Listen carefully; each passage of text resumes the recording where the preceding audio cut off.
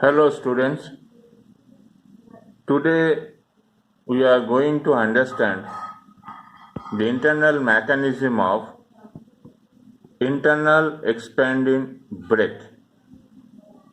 Now before that, let us recollect what we have done in the last class. In the last class, we have tried to understand the working of block brake with short shoe, and we have derived the necessary equations for it, both in case of the brake drum, rotated in clockwise direction as well as in anti-clockwise direction. Now today our topic is internal expanding brake. So this is the figure for internal expanding brake, where you will find that there is a shoe which is pivoted here, and P is the actuating force acting on the shoe, and this is a brake drum, rotated in clockwise direction. Now there is a friction material lining which is pressed against the shoe, and both this shoe friction lining and the pivot are inside the brake drum.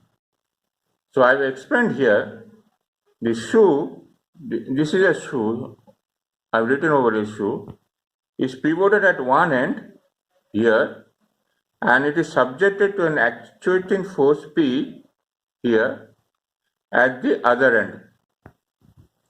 Now two symmetrical shoes of internal shoe brakes are used on all automobile vehicles.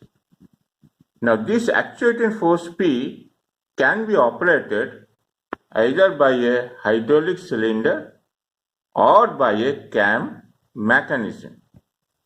Now there are certain other things which we need to understand, that what are the forces acting on this internal expanding brake. So that I'm going to explain very shortly. Now there are certain assumptions which we need to follow for deriving equations for internal expanding brake. The first one is the brake drum and the shoe are rigid in nature. The coefficient of friction of the lining material remains constant. The centrifugal force acting on the shoe is considered as totally negligible. And the last assumption is the intensity of normal pressure between the friction lining and the brake drum at any point is proportional to its vertical distance from the pivot. So these four assumptions are very important while we go for deriving the necessary equations for internal expanding brake. Now the same brake is shown over here, rotated in clockwise direction, and this is also another figure, but this is a free body diagram of that internal expanding brake, where one figure shows the forces acting on the drum here, and another figure shows the forces acting on the shoe. For some reason I could not able to show you the total forces which are acting on it. If possible, I will show it later on, but this figure is already given in the book, and the notation that I have used over here is same as what is given in the book. Now if you see this figure, the forces acting on the drum, so this is a pivot rotating in clockwise direction, and this is a force, and this is R, the radius of the brake drum. But one thing I have to say over here, that there are a lot of equations involved in this internal expanding brake, but I have tried to simplify it as much as possible. Now the angles phi, theta 1 and theta 2, they begin with a line drawn from the center of the drum to the center of the pivot of the shoe. Now already these are marked in the figure. And the friction line in material, it begins at an angle theta 1 and from this line, and it ends at an angle theta 2. Now let us consider an elemental area on the friction lining located at an angle phi, and this subtends an angle d phi. So therefore we can calculate the elemental area is equal to capital R into d phi into small w. Here small w is the width of the friction line in parallel to the axis of the brake drum. Now let us consider small p as intensity of normal pressure on this elemental area. Therefore, we can say that the normal reaction dN is equal to small p into R into W into d phi. Let this be equation 1. Now, since the normal pressure P is proportional to the vertical distance, and this vertical distance given by R sin phi of the element from the pivot, so therefore you can write small p is directly proportional to sin phi, or P is equal to capital C1 into sin phi, where C1 is a constant. So let this be equation 2. Now if we assume that intensity of normal pressure as P max when the phi angle becomes phi max, so we can write from equation 2 P max is equal to C1 into sin phi max, equation 3. Let this be equation 3. So from equation 2 and 3, this equation and this equation, if we consider what we are getting, small p is equal to P max into sin phi divided by sin phi max. Let this be equation 4. Now see the equation 2. Now from equation 2, if phi max is equal to 90 degree, then theta 2 must be greater than 90 degree. If phi max is equal to theta 2, then theta 2 is less than 90 degree. Now if we substitute equation 4, this one, in equation 1, which is previously I have shown you, then dN becomes P into R into W into d phi. And P is this equation.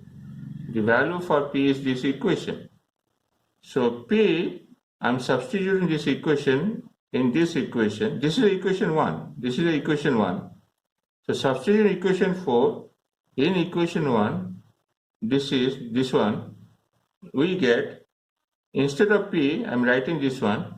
P max into RW divided by sin phi max into sin phi into d phi. Let this be equation 5. Now there are two forces, one is frictional force and another is normal force. We have to find the moment of frictional force above the pivot point and the moment of normal force above the pivot point. Now if we want to calculate the moment, the notation is given as mf of the frictional force mu into dN above the pivot point, then mf is given by integral of mu into dN into r minus h cos phi. Integral means sum total of the moment. And if we want to substitute this mf in equation 5, what we get? Mf is equal to mu into P max into R into W by sin theta max integral of theta 1 to theta 2 sin phi r minus h cos phi into d phi. So let this be equation 6. Similarly, if we want to calculate the moment Mn of the normal force Dn above the pivot point, then that moment, the notation is Mn is given by integral of dn into h sin phi. So substitute in equation 5, in the previous I've shown in equation 5, we get Mn is equal to P max into R into W into H divided by sin phi max integral of theta 1 to theta 2 sin square phi d phi, equation 7. Now let us solve this equation. If we want to solve this equation, because this quantity remains constant, if we want to solve this equation, what we get? Integral of theta 1 to theta 2 sin phi r minus h cos phi into d phi, and that gives to r integral of theta 1 to theta 2 sin phi into d phi minus h integral of theta 1 to theta 2 sin 2 phi by 2 into d phi. I have taken r from the equation here, and h I have broken up this equation, so I get this quantity. That, if simplified, I get capital R into minus cos phi theta 1 to theta 2. I am taking integral of that equation, minus h into minus cos 2 phi by 4 theta 1 to theta 2. So solving this, I am getting this quantity. Now from equation 6, this is the equation 6 I have brought over here. I want to substitute this value instead of this. So what I get, mf is equal to mu p max rw sin phi max integral of theta 1 to theta 2 sin phi r minus h cos phi d phi. This is the actual equation 6. Now this becomes, if I substitute this value instead of this, I get mu p max into r into w into 4r cos theta 1 minus cos theta 2 minus h into cos 2 theta 1 minus cos 2 theta 2 divided by 4 sin phi max, equation 8. So this is the moment of force about the frictional force about the pivot. So similarly, there is another equation, theta 1 to theta 2. If I want to solve this, I get this quantity, and after solving, I arrive at this kind of equations. So from equation 7, there is a moment of force about the normal reaction. So Mn, this is equation 7, this one I brought over here. Mn is given by P max R WH by sin phi max integral of theta 1 to theta 2 sin square phi d phi. So this equation when I solved it, I got this quantity. So this quantity I am going to put over here. So Mn is equal to P max R WH into 2 theta 2 minus theta 1 minus sin theta 2 minus sin 2 theta 2 divided by 4 sin phi max. Let this be equation 9. So we have got one equation, moment of about the frictional force about the pivot end, that is Mf, and another equation we have got moment of the normal reaction about the pivot end. So there are some other equations which need to be derived, and we'll do it in the next class.